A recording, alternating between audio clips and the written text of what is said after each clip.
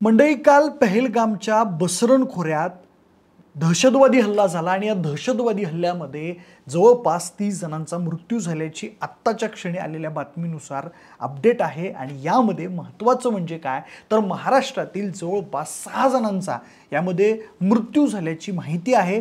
म्हणूनच आता खरं तर हा हल्ला कसा झाला याबद्दलची आपण एक व्हिडिओमध्ये माहिती घेतलेलीच आहे, पण महाराष्ट्रातील जे कोण यामध्ये मृत्युमुखी पडलेले आहेत त्या सर्वांबद्दलची माहितीचे अपडेट आपण या व्हिडिओच्या माध्यमातून जाणून घेणार आहोत, त्यामुळे व्हिडिओ संपूर्ण पहा। नमस्कार, मी प्रथमेश आणि तुम्ही पाहताय विशेष भारी। मंडळी, या हल्ल्यामध्ये महाराष्ट्रातील 6 जणांचा मृत्यू झाल्याची माहिती मिळते आहे। यामधील पुण्यातील संतोष जगदाळे, कौस्तुभ गणबोट यांचा मृत्यू झालाय, तर डोंबिवली पश्चिम मध्ये राहणारे अतुल मोने, हेमंत जोशी आणि संजय लेले यांचा या दहशतवादी हल्ल्यामध्ये मृत्यू झालेला आहे। त्याचबरोबर रायगड येथील पनवेल येथील दिलीप देसले यांचा देखील या हल्ल्यामध्ये मृत्यू झालेला आहे। एकूणच पुण्यातील 2, डोंबिवलीतील 3 आणि पनवेलमधील एकाचा मृत्यू या हल्ल्यामध्ये झालेला आहे। म्हणजे पुण्यातील संतोष जगदाळे आणि कौस्तुभ गणबोटे हे दोघे आपल्या कुटुंबियांसोबत पहलगामला पर्यटनासाठी गेले होते, पण समोर आलेल्या माहितीनुसार दहशतवाद्यांनी केलेल्या भ्याड हल्ल्यामध्ये त्यांचा मृत्यू झालेला आहे।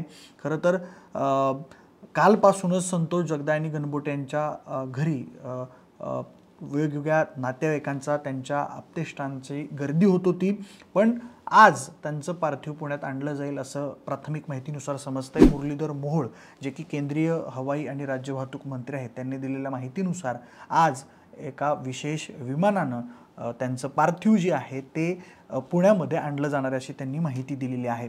यानंतर आता आपण पुढे जाऊयात। पुढे डोंबिवली पश्चिम मधील 3 सख्खे जे मावस भावंड आहेत त्यांचा मृत्यू या ठिकाणी झालेला आहे आणि त्यांच्या कुटुंबावरती खऱ्या अर्थानं दुःखाचा डोंगर कोसळलेला पाहायला मिळतो आहे।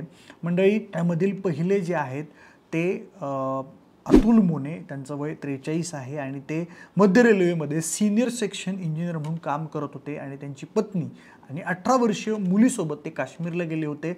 खरं तर अतुल मोने यांच्या जवळच्या नातेवाईकांचा सुद्धा यामध्ये मृत्यू झालेला आहे। माझ्या मागाशी सांगितलं की हेमंत जोशी आणि संजय लेले हे दोघेही त्यांचे मावस भाऊ होते आणि एकूणच जर बघितलं तर कुटुंबातील 9 जण डोंबिवलीमधील गेलेले होते। त्यामध्ये त्यांची पत्नी अनुष्का मोने, मुलगी रुचा मोने, संजय लेले त्यांचे मावस बंधू, त्या संजय लेले यांची पत्नी कविता लेले, मुलगा हर्षल लेले, त्याचबरोबर हेमंत जोशी यांची पत्नी मोनिका जोशी आणि मुलगा ध्रुव जोशी, असं संपूर्ण कुटुंब 9 जणांचं हे काश्मीरला फिरण्यासाठी गेलेलं होतं। संजय लेले जे आहेत अतुल मोने यांचे मावस बंधू, ते मुंबईतील एका फार्मा कंपनीत काम करतात आणि त्यांचे बंधू कौशिक लेले यांनी माध्यमांशी बोलताना सांगितलं की आम्हाला काल रात्री कळलं आणि आम्हाला धक्काच बसला।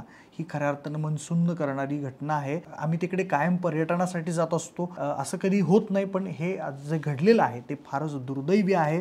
आणि अतुल मोने यांचे साडू राहुल अकुल यांनी BBC मराठी या वृत्तवाहिनीशी बोलताना सांगितलं की खरं तर काल संध्याकाळी 6:30 वाजता बोलणं झालं होतं, तेव्हा त्यांच्या मुलीने सांगितले की आम्ही सगळे सुरक्षित आहोत, मात्र ती थोडीशी घाबरली होती। त्यानंतर फोन लागलाच नाही, आमचं बोलणंच झालं नाही, त्यानंतर न्यूजमधूनच ते गेल्याचं कन्फर्म झालं। त्यानंतर या तिघांमधले तिसरे जे बंधू आहेत हेमंत जोशी, हे आपल्या पत्नी आणि मुलासोबत, मुलगा जो त्यांचा जो आहे ध्रुव, याची 10वीची परीक्षा संपली होती म्हणून हे सगळं कुटुंब काश्मीरला पर्यटनासाठी गेलेलं होतं। त्यांनी त्यासाठी काश्मीरला फिरण्याचा प्लॅन देखील केलेला होता, मात्र हेमंत जोशी यांचा या हल्ल्यामध्ये मृत्यू झाल्याची बातमी समजली आणि त्यांच्या आसपास असणारे रहिवासी जे आहेत त्यांना सुद्धा धक्का बसलेला आहे।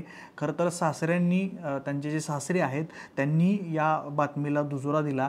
सगळ्यात पहिल्यांदा तर ते सुखरूप असल्याचं त्यांना एक मेसेज आलेला होता, पण आज सकाळी हेमंत जोशी यांच्या सासऱ्यांना व्हॉट्सॲपच्या माध्यमातून समजलं की त्यांच्या निधन झालेलं आहे। म्हणजे या हल्ल्याच्या वेळी अजूनही काही महाराष्ट्रातील मंडळी तिथे उपस्थित होती। यामध्ये अमरावतीमधील 11 जण सुद्धा तिथे गेले होते। गोळीबार होण्याच्या काही मिनिटांपूर्वीच हे सगळे तिथून निघाले होते, पण सध्या हे सगळे सुखरूप आहेत, कारण हल्ला होण्याच्या काही मिनिट अगोदरच ते तिथून निघालेले होते. अमरावतीमधील मंगला बोडके यांची फॅमिली, छाया देशमुख यांची फॅमिली, त्याचबरोबर नीता उमेकर यांची फॅमिली, चंदा लाडे यांची फॅमिली, त्याचबरोबर सारिका चौधरी, हे सर्व मंडळी अमरावतीमधील गेलेले होते. ते सुद्धा या ठिकाणी सुखरूप आहेत अशी माहिती मिळते. तुषार वाघुदे हे पत्रकार जे आहेत जळगावचे, त्यांनी आपल्या पत्नीसोबत नेमकं काय घडलं याची संपूर्ण कहाणी सांगितलेली आहे. तुषार वाघुदे म्हणतात की 15 एप्रिलपासून माझी पत्नी तिच्या मैत्रिणीसोबत काश्मीर फिरायला गेलेली होती. परवा त्यांनी गुलमर्ग सोनमर्ग हा परिसर बघितला. त्या गुलमर्गमध्ये असताना त्यांना फोन केला. त्यावेळी त्यांनी सांगितलं की अचानक फायरिंग सुरू झाली आहे, मी नंतर बोलते, आणि तिनं फोन ठेवला. त्यानंतर तब्बल 5 तासांपर्यंत तिचा फोन बंदच येत होता. त्यानंतर रात्री 9:30 वाजता तिच्याशी संपर्क झाला, तेव्हा त्या सगळ्या सुखरूप असल्याची माहिती दिली. त्यावेळी तिनं मला सांगितलं की अचानक फायरिंग सुरू झाल्यानंतर सगळ्या पर्यटकांना इंडियन सैन्य दलानं सुरक्षा दिली आणि तिथून सुरक्षित जागी हलवलं. रात्री त्यांनी तिथेच मुक्काम केला. आता ते आज कटराला माता वैष्णवी देवीचं दर्शन घेण्यासाठी आलेले आहेत. माझी पत्नी स्वतः काउन्सिलर असल्यानं तिने इतर पर्यटकांना धीर दिला. तिने सर्वांना सांगितलंय आपण महाराष्ट्रीयन असून छत्रपती शिवाजी महाराजांच्या पावनभूमीत आपण आहोत, त्यामुळं तिच्या या वाक्यामुळं इतर पर्यटकांना धीर मिळाला. व्हॅलीमध्ये अचानक गोळीबार सुरू झाल्यामुळे सैन्य दलानं तिथं अचानक धाव घेतली आणि या सर्व पर्यटकांना सुरक्षित जागी हलवलेलं आहे. आता माझी पत्नी आणि तिच्यासोबतच्या मैत्रिणींचा ग्रुप वैष्णव देवीचं दर्शन घेऊन आपला प्रवास पुन्हा सुरू करणार आहेत. तर मंडळी बघा, असं एकूण सगळं वातावरण आहे आणि एकूण 6 जणांचा यामध्ये मृत्यू झालेला आहे. तर काही पर्यटक अजूनही त्या ठिकाणी अडकून पडलेले आहेत. मंडळी यासोबतच राष्ट्रवादी अजित पवार गटाच्या महिला नेत्या रुपाली ठोंबरे या देखील सध्या जम्मू काश्मीरमध्ये अडकल्याची माहिती आहे. त्यांनी एक व्हिडिओ प्रदर्शित करत तिथल्या एकूण परिस्थितीची संपूर्ण माहिती दिलेली आहे आणि राज्य सरकारला त्यांनी विनवणी केलेली आहे की शक्य तितकी मदत राज्य सरकारनं ही जम्मू काश्मीरमध्ये अडकलेल्या पर्यटकांना करावी असं त्यांनी आवाहन केलेलं आहे. एकूणच जर परिस्थिती बघायची झाली तर महाराष्ट्रातील बरेच पर्यटक अजून अडकून आहेत. विशेष विमानांची सोय सध्या राज्य सरकारकडून केली जात आहे आणि सर्व पर्यटकांना सुखरूपपणे महाराष्ट्रामध्ये आणलं जात आहे. पण खऱ्या अर्थानं जम्मू काश्मीरमध्ये घडलेला हा संपूर्ण जो हल्ला आहे तो खऱ्या अर्थानं निषेधार्ह आहे. खरं तर कलम 370 हटवल्यानंतर जम्मू काश्मीरमधलं वातावरण एकदम सुंदर आहे, छान आहे असं सरकार वारंवार सांगत आहे. पण तरी देखील हा हल्ला जो घडलेला आहे तो कुठेतरी जम्मू काश्मीरमधील कायदा सुव्यवस्था जी आहे ती पूर्णपणे बिघडवण्याचं एक प्रतीक किंवा एक उदाहरण म्हटलं तरी वावगं ठरणार नाही असंच आहे. पण यानंतर असेच हल्ले होणार का?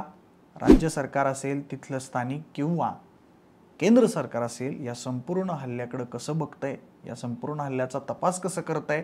सध्या NIAनं या संपूर्ण हल्ल्याच्या तपासाची जबाबदारी घेतलेली आहे. पण या हल्ल्यामागे जी संघटना आहे, जी अतिरेकी आहेत, त्यांना सरकार कधी पकडणार आणि या संपूर्ण हल्ल्याच्या जे मृत्युमुखी पडलेले आहेत त्यांना न्याय कधी मिळणार हे आता आपल्याला पाहावं लागेल. संपूर्ण माहिती तुम्हाला कशी वाटली आम्हाला कमेंट बॉक्समध्ये नक्की कळवा. सोबतच आपल्या विशेष भारी या यूट्यूब चॅनलला सबस्क्राईब करायला विसरू नका. आणि हो, जर हा व्हिडिओ तुम्ही फेसबुकवर पाहत असाल तर तिथेही आपल्या विशेष भारी FB या फेसबुक पेजला फॉलो करायला अजिबात विसरू नका. धन्यवाद.